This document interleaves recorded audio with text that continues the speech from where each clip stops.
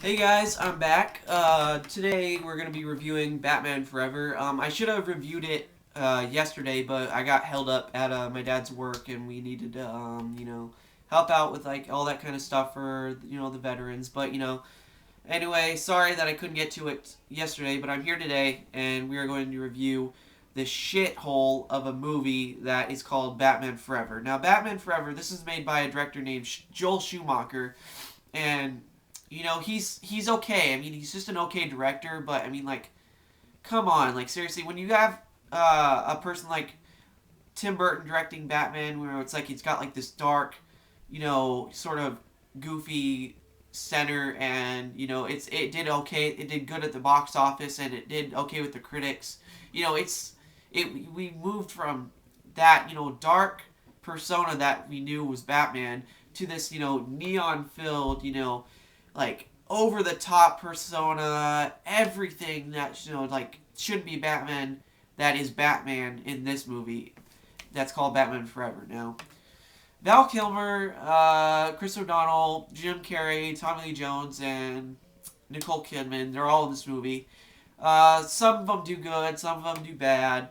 Most of them do bad, and I really can't say more than that this movie is just awful, awful, awful. Uh, Val Kilmer, he does a good job as Batman. Not very believable as Bruce Wayne. He's got like that dark personality to Batman, but it's also he's more playing a stud really because in the Doctor Chase Meridian's eyes, she just sees him as more like a studly figure man that like he's not real. He's more like the guy that she wants to be with rather than like she sees as a hero, and that's what I didn't like about this movie as a romance, really. And it's all the really all the Batman movies up until Batman Begins are really bad romance stories put into them, and they're just like they're not really worth anything. And what can I say about Robin basically? Because Robin, he's just put in there out of nowhere because his parents and his brother die in the circus, and he wants revenge for that. So that's his character arc. And then you got Tommy Lee Jones playing the freaking Two Face. Oh my goodness!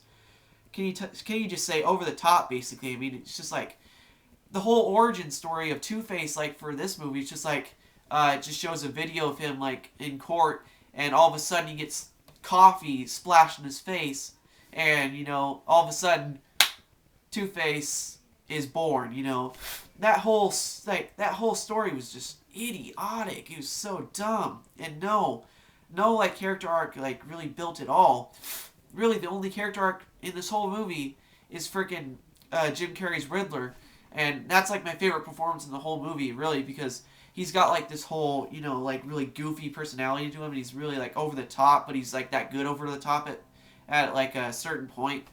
And he's got like really great lines, like joygasm, and also what else am I thinking? Like he just really uses his body in a sense where it's like he's sort of that perverted like villain, but he's also like really whimsical and villainous, and you can't help but love that about Jim Carrey's Riddler.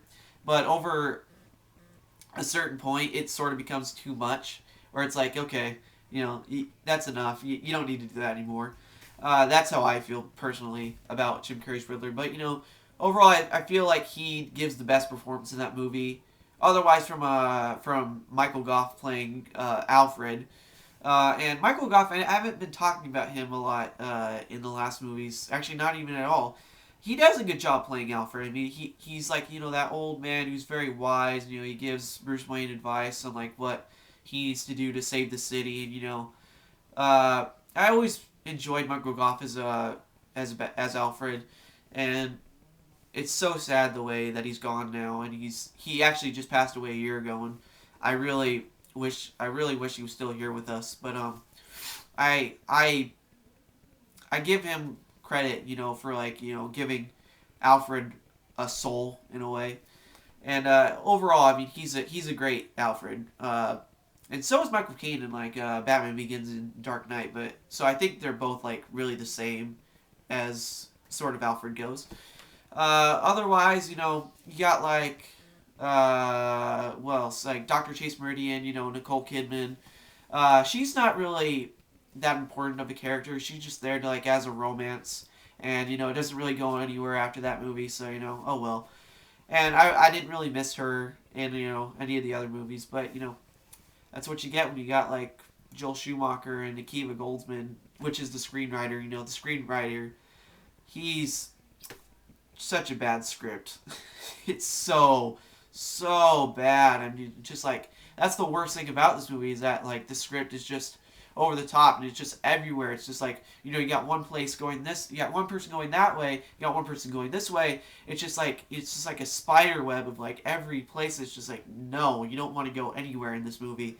And when it leads to that final scene at the Enigma Island where it's like you got like this like tons of neon lights and everything that got Jim Carrey is like that silver suit where it's just like his hair spiked up and then you just got like Tommy Jones just like as himself. Everything else in that whole ending, it's just not, it just doesn't work as a whole. And but I do kind of find Two-Face's death funny, where like he falls and he hits like the spikes and he's just dead, but his coin, it sort of falls into his hand and then he dies. So that's it's just kind of it's okay. It's cheesy, but it's kind of funny. So yeah, and then Edward Nygma, he just gets put in the Arkham Asylum, and you see him with Nicole Kidman at the end. He's just like, "I'm Batman."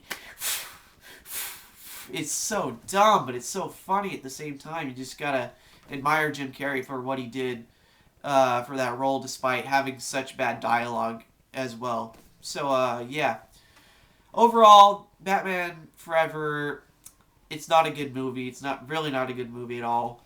I'm gonna give it 2 out of 5 stars. Just not worth your time really if you're into like Batman at all.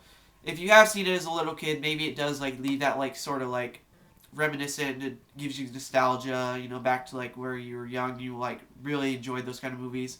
Sure, maybe you can enjoy it on that personal level, but otherwise, not really for me. So yeah.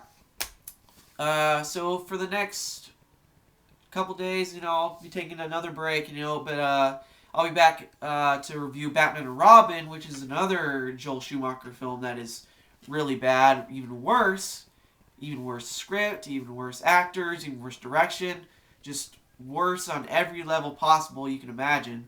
And yeah, I can't wait to review that and just see where that goes. So yeah, guys, take it easy. I hope you had a good 4th of July, and I will see you then.